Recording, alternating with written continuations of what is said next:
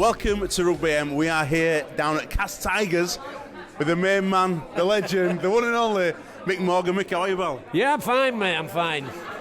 It's been a bit of a turbulent time recently at Cast, but it's a big game tonight down here, Saints. Yeah, if the game's all like last time we played them down here, one of them I was their moments, and obviously with Ben Roberts' drop goal, 2 seconds to go.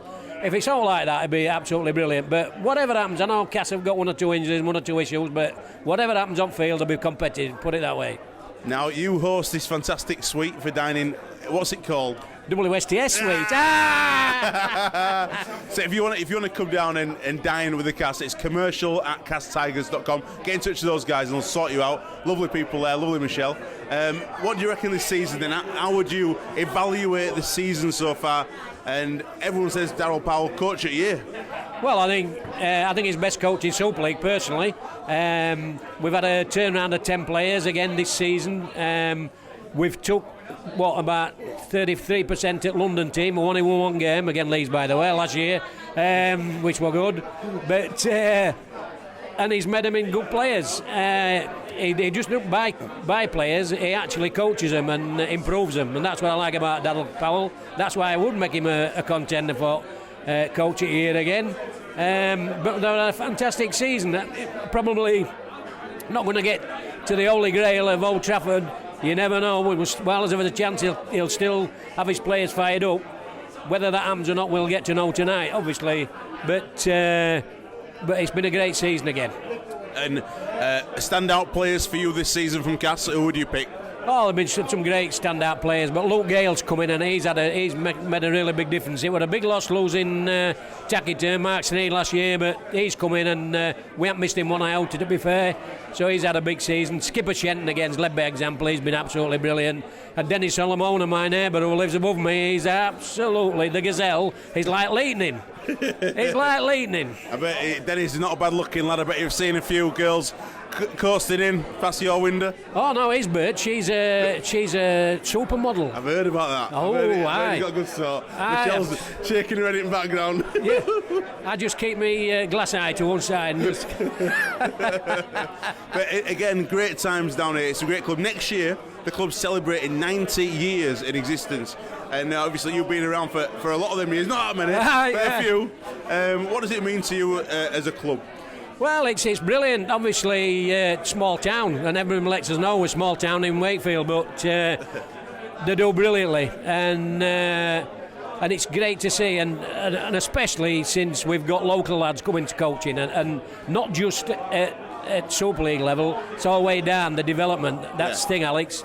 That's what he's good at, and he's made sure with Sheridan and Danny Orr and Casper, Tony Smith, all local lads. So it's an homely club, and it's if I got a father and any kid that's any good, send him down here. They'll get a chance. Yeah.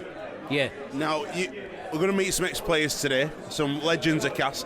But for your money, what's the best Cass team in history? If you look at a team, who would you say was the best Cass team across those 90 years? Well, obviously 69-70. Wembley's 2 Wembley wins on trot, so that's got to be up there. 86 wasn't brilliant as ended during the league, but they won't cope in 86. But for me, the 1994, I think it was, Regal Trophy side with Nick Howe, Tony Kemp, Blackmore, and we had Steady, Jack Russell, that would John Joyner. That would have absolutely fantastic side. Top man, right? We're going to go out and about, meet the fans, meet the players, everyone down here. Viva Cas Vegas.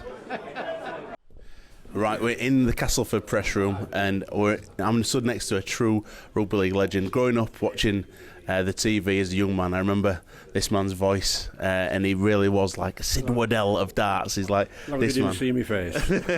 Ray French, how are you doing, mate? I'm fine. Pleasure to meet you. Mate, lovely to see you down here. And firstly, we've got the Castleford spread now. We reckon that the Castleford spread's the best we've seen so far. But obviously, you've been around longer than me in rugby league. What do you reckon? This is why we come early, because we're usually the first here. We're usually the first to open the cellophane packets. It's a cracking meal, and all credit to a club like Castleford for doing it. For any other young journalists coming into Rugby League, where else do we need to go for a good feed pre-game?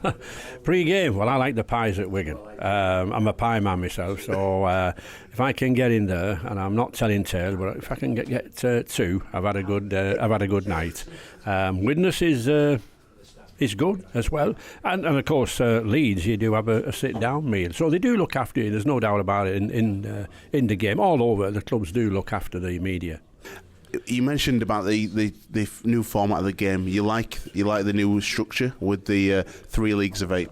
I do. I like the structure. I think the one that's really come out and is working the best is the one for promotion and relegation to Super League. I think there's real competition there, and I think the sort of everyone was initially in with a chance, and it's still going to be very debatable who will finish up in those two golden positions.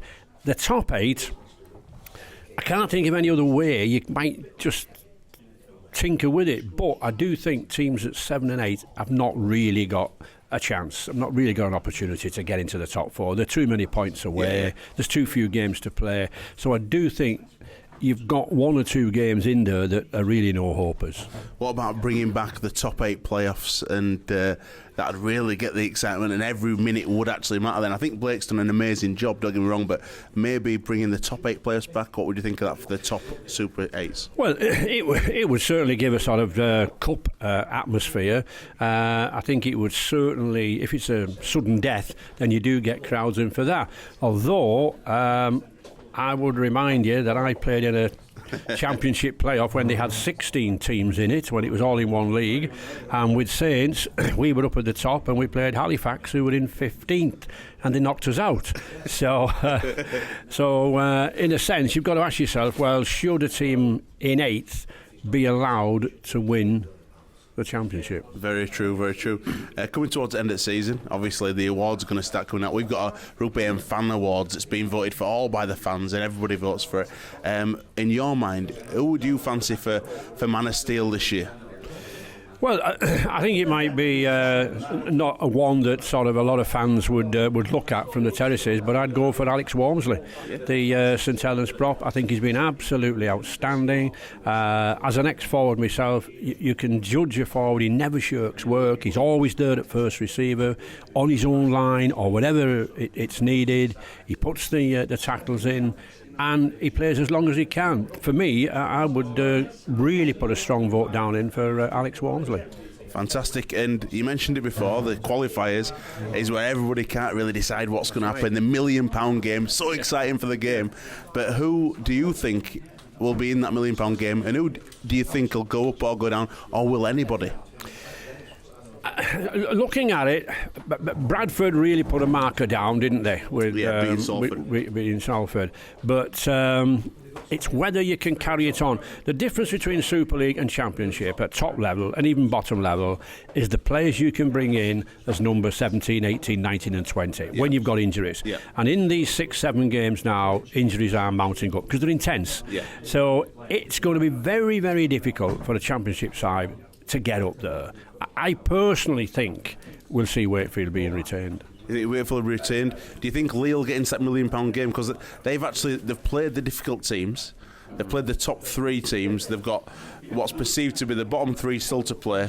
So they could sneak into that 5th spot, even 4th spot. Well, it's between them and Bradford, isn't it? Yeah. Either side. But I think to go up, you've really got to have a proper, genuine, full-time approach. Yeah. I think that's not a bad thing, because I don't think there's any point in going up and coming straight down. But one thing I would argue with, I do think that there should be a signing-on date. Yeah. I do not think that teams in those particular areas should be signing players on a week or 10 days, or even while the tournament's going on. I think, like the Challenge Cup, there should be a signing-on date, and that is it.